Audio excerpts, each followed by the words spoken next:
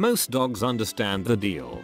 They sit, stare and do tricks all in the hopes of getting a treat in return for their doggy antics. This schoolyard pup doesn't seem to have time for such shenanigans, and instead chooses a more human form of commerce.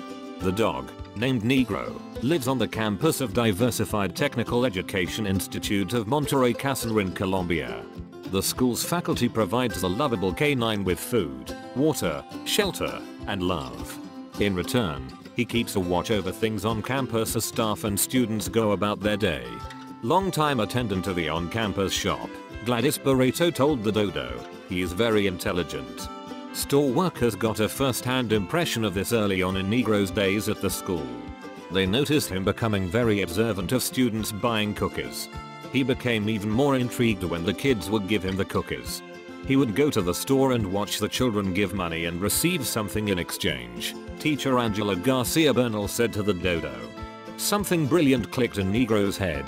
He'd have to bring something to the store attendants next time he wanted a treat.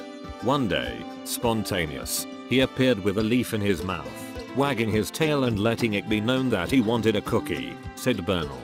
The shop workers entertained the dog's adorable stunt, and the rest is history. Negro now makes daily stops at the store with his chosen form of currency, which is always accepted of course. The staff makes sure his personal treats are safe and meant for dogs. Being that Negro's money literally grows on trees, he tends to go a little overboard, so the staff limits him to a couple of treats per day. Negro is absolutely adored at the school and puts smiles on faces daily. When you first see it, you almost want to cry, Bernal said. He's found a way to make himself understood. Did Negro's clever ways put a smile on your face?